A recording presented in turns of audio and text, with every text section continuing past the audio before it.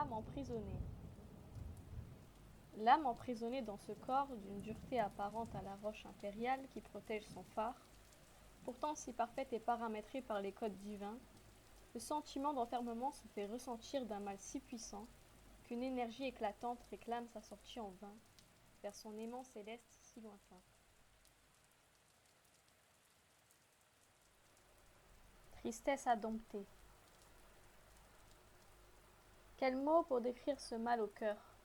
Une tristesse aveugle nous immerge et nous laisse dans un état noirceur. Émane dans nos pensées, auquel est dur à dompter. Équilibre du néant. Tout vient d'un manque d'un équilibre parfait.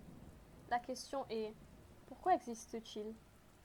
Est-ce celui qui la manifeste instaurée par pur plaisir et pour en faire son jouet?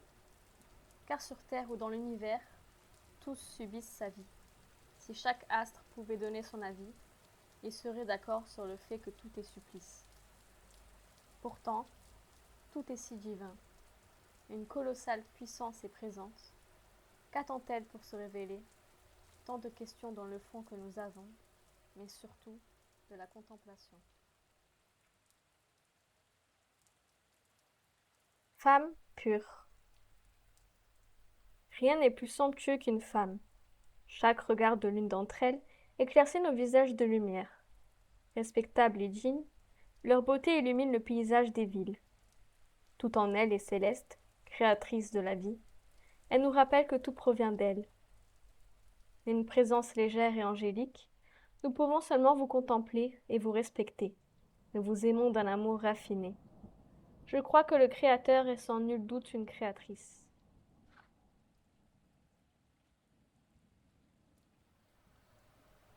Porte ouverte.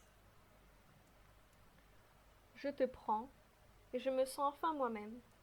J'ouvre la porte de la réalité, certes, éphémère, mais j'entrevois enfin la vie d'une manière moyennement claire, me laissant aller vers les gens que je détestais. Je vois enfin le soleil m'éclairer.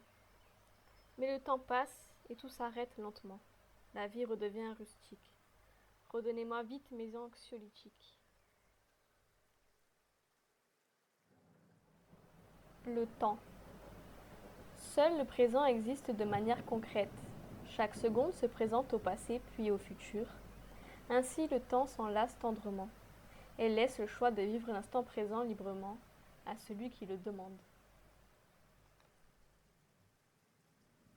L'herbe verte.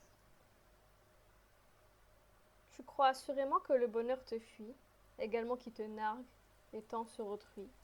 L'observant d'un grand air chagriné, tu le hais, nul besoin d'être Hugo pour le contempler. Tu entrevois toujours l'herbe plus verte ailleurs, en mettant que ce mal-être est de l'intérieur. Si tu ne règles en aucun cas le problème, j'ai frayeur que le bonheur sera toujours frêle.